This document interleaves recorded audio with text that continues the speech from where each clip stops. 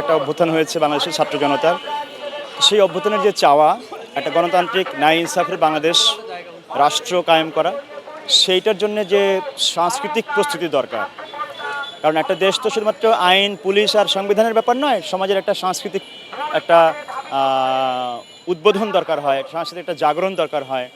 সেই জায়গাটা কেমন হবে, যে এই বাংলাদেশ আমরা চাচ্ছি একটা ন্যায় ইনসাফের বাংলাদেশ, যেখানে বৈষম্য থাকবে না, জাতি, ধর্ম, লিঙ্গ, শ্রেণী নির্বিশেষে বৈষম্য থাকবে না, এমন একটা সমাজ এবং রাষ্ট্র করতে হলে যেরকম সাংস্কৃতিক প্রস্তুতি দরকার, সেই সাংস্কৃতিক প্রস্তুতির আমরা ডাক দিচ্ছি। যে আমাদের এখানে জাতিভেদ, ধর্মভেদ, লিঙ্গভেদ, এই ভেদগুলো থেকে বের হতে হবে। ধর্ম এবং সেকুলারিজমের যে বিভেদ, যেগুলা বিভাজনমূলক, বৈষম্য সৃষ্টিকারী, এই বিভাজনগুলো থেকে বের হতে হবে। যে একটা আন্দোলন সফল হয়ে গেছে তা কিন্তু না, আন্দোলনের মাত্র সূচনা হয়েছে।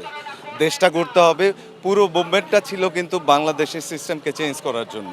তো এই সিস্টেম চেঞ্জের জন্য ছাত্ররা যেইভাবে রাস্তায় নেমে আসছে, তারা যেইভাবে তাদের বুকের রক্ত দিয়ে রাজপথ রঙিন করেছে এবং বুক চিতিয়ে দাঁড়িয়েছে যে আগামীর বাংলাদেশ তারা গড়তে চায়, তাদের মতামত জানাতে চায়, সেই কাজটার ধারাবাহিকতা টেনে নিয়ে যেতে হবে এবং সেই কাজটার মাত্র কেবল শুরু হয়েছে। বাংলাদেশে বিগত সময়ে দুর্নীতি, প্রত্যেকটা সিস্টেমের রন্ধ্রে রন্ধ্রে যেই দুর্নীতি লুকানো আছে, সেগুলোকে খুঁজে বের করতে হবে, অ্যাড্রেস করতে হবে, সেগুলোকে চেঞ্জ করতে হবে।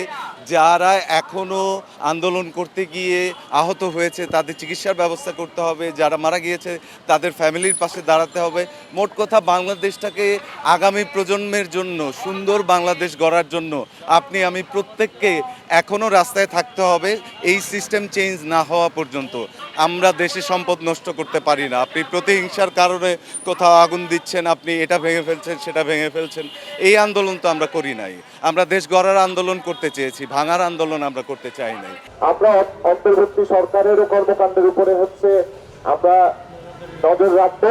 আমাদের শিল্পীদের কথাগুলো কি সেখানে ঠিকমতো আসলো কিনা, আমরা সেইটার ব্যাপারে অত্যন্ত সজাগ থাকবো এবং রাষ্ট্রে যে কোনো অনৈতিক সিদ্ধান্ত নিলে আমরা শিল্পীরা এই পথেই থাকবো, কিন্তু সোচ্চার আওয়াজ তুলবো। শিল্পীদের কাজের পরিষদ যদি আপনারা নিশ্চিত না করতে পারেন, সমগ্র বাংলাদেশে দেখেন যে বাউল, হিজড়া, বাজার শিল্পী, ভাস্কর্যকর্মী, নানা ধরনের চিত্রকলার মানুষ, সঙ্গীতের মানুষ, বিভিন্ন মানুষের বাড়িতে তাদের পরিবারের উপরে, তাদের ছোট বাচ্চাদের উপরে আক্রমণ করা হয়েছে।